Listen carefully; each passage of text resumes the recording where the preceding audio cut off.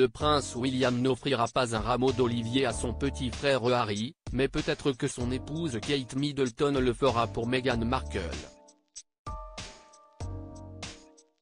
Il y a quelques mois, le roi Charles III a demandé à la princesse de Galles de téléphoner à la duchesse de Sussex pour une raison bien précise. Meghan Markle ne veut plus jamais remettre les pieds au Royaume-Uni.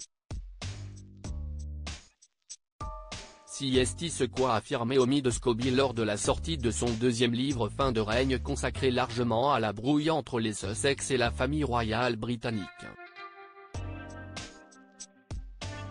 Proche de l'ex-actrice américaine, l'auteur ne semble pas avoir menti. À l'approche du 10e anniversaire de ses Invictus Games, le prince Harry aurait toutes les peines du monde à convaincre son épouse de l'accompagner en Angleterre pour un événement spécial. À voir si la maman d'Archie et Lilibet, dont les rancœurs contre les Windsor sont tenaces, finira par entendre ses arguments. Autre bombe lâchée par le journaliste dans son dernier ouvrage, l'identité des proches du prince Harry accusés d'avoir tenu des propos racistes à l'approche de la naissance de leur premier enfant. En 2021, le couple s'était confié en exclusivité à Oprah Winfrey et avait révélé qu'une personne avait fait des commentaires plus que douteux sur la couleur de peau du petit Archie à naître.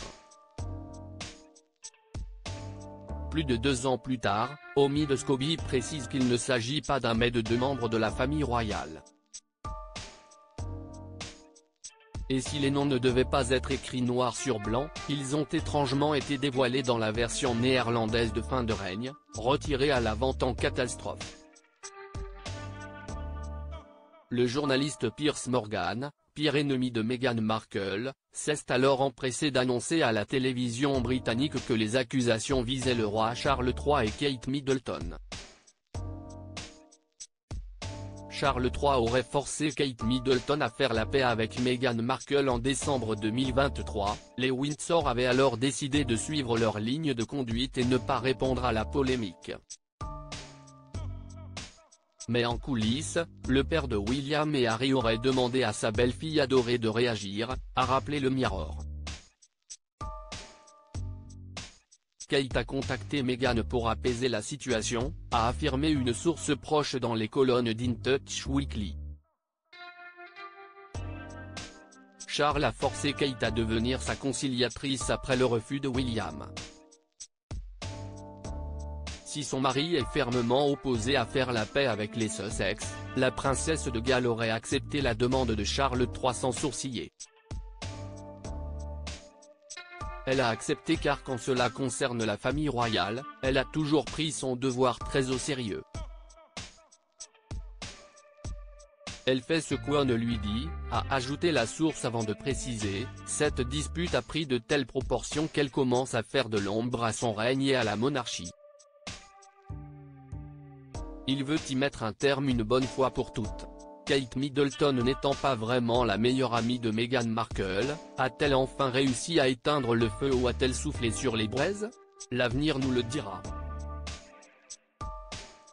Supérieur à passionné par l'actualité des têtes couronnées? Inscrivez-vous à notre newsletter hebdo spécial royauté.